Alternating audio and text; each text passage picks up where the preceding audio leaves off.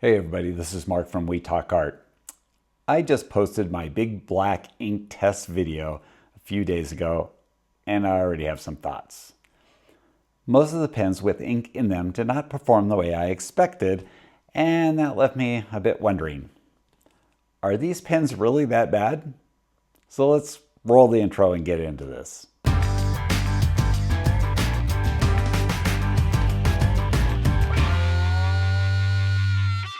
In the big black ink test video, I tested 30 inks: dip pen and brush inks, fountain pen inks, and ink in pens.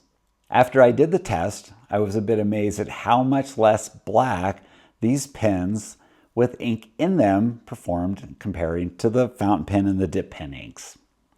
My first suspect was the paper that I used, but at the end of the video, I tested on a mixed media paper that I'd been using for some time, and it pretty much had the same results.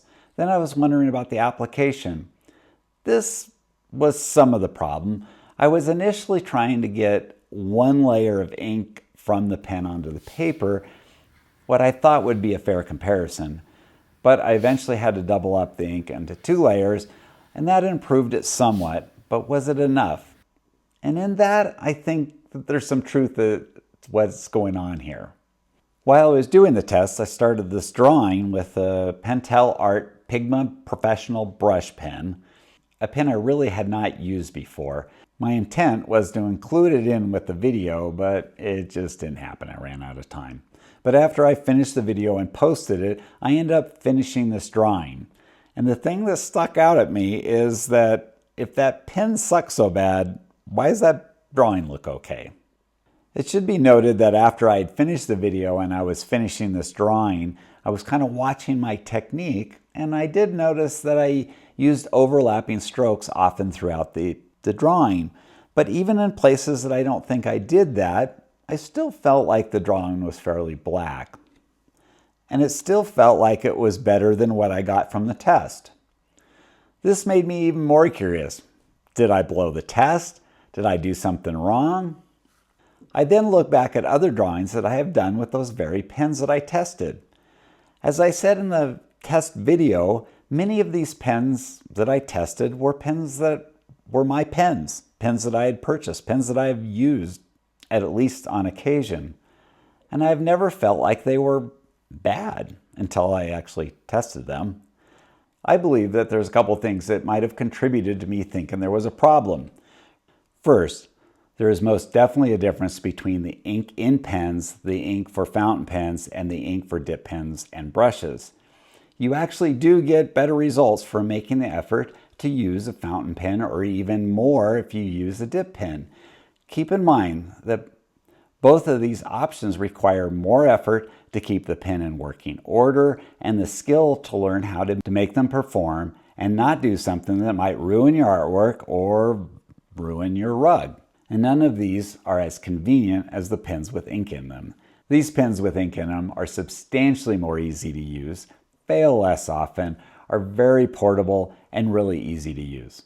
Did I say that twice? As I said in the test video, we should acknowledge that the requirements for these pens require that the manufacturer to formulate an ink that does an amazing tightrope walk of performing good with great flow, opacity, and blackness, while at the same time working in a pen that allows it to flow consistently, not require cleaning or maintenance, and last for years, and work right every time you pull the cap off, right? I'm not a pen manufacturer, but I can kind of guess that that's got to be a hard thing to do. Otherwise, there'd probably be a lot more great pens. I think the second problem might have to do with me and the test. I believe the test was accurate. I just think that in retrospect, it might not have been entirely fair. The dip and brush pen inks and fountain pen inks have much more latitude to make their inks thicker, more pigmented, and more able to apply thicker, making for a much more, black. Somewhere in my head, I knew this. I just didn't expect it to be as much of a difference than I got. After all, I've used all these 3 types of ink in various forms at various times. And keep in mind, I've been looking at these swatches for all the slightest little bit of variation possible. And then when I get to the pens with ink in it, I'm seeing a pretty substantial difference. And I think that really threw me off. And finally, there's a visual thing. Looking at this drawing that I just did, it looks black. And it is black. When I compare it to the swatch that I thought was bad, it's actually pretty accurate. This is the professional brush pen. And if you look at that, it's not that far off. But I did not do a 3" by 3" square of all black in this drawing, and I also didn't compare it to a Speedball Super Black Indie ink directly. It is much smaller areas framed by white on the paper. This contrast makes it look black. This brings up another question. How black does it need to be? What is the point where, in the context of a drawing, does it not look black anymore? I think the answer may vary depending on how big of an area you're applying the ink, what technique you are using, and what paper you're applying it to. There was no doubt that some of the combinations just didn't work. But in reality, most of them did adequate to make for a black look. I should note that many of my drawings I often use different pens on the same drawing. If I intend to get a large black area, I use a brush pen or even a brush. This eliminated the problem I had trying to make a big black area with a thin fine liner. So if you're going for the blackest black, you'll probably need to learn how to use a dip pen or a fountain pen. That is just the way it is. This might make a piece stand out in some cases, yet you as the artist will have to ask, is this going to improve my art? And is this going to be worth the additional work to achieve it? I think all too often, you as the artist will be the only person that will appreciate that the ink you used was 4% blacker than an easier ink. Truth be told, there is no denying, as I already stated, that most of the pen-based inks are easier, quicker, require no cleanup, and produce decent blacks, especially for normal pen and ink type techniques. As I said in the video, some of these pens have characteristics that are actually more important to me than the type of ink and how black it is. As long as the ink meets my standards, that it looks like it's black, and almost all of them did when I've drawn with them. In summary, I felt like it was necessary to make this follow-up video and state that the differences that appeared in the test video, although real, are probably not as big as it seems when you use them in practical applications. During this video, I showed many drawings that I have done with these pens, and I feel like the pens always performed well and the ink looked black. Some blacker than others, but unless you put them side by side or side by side with like Platinum Chow Kuro, you will usually be completely happy with the results. Furthermore, there will be times when an amazing pen like the Pentel Pocket Brush Pen or the flexible nibs that Tombow or Faber-Castell are making will be more valuable than the slight difference in the blackness.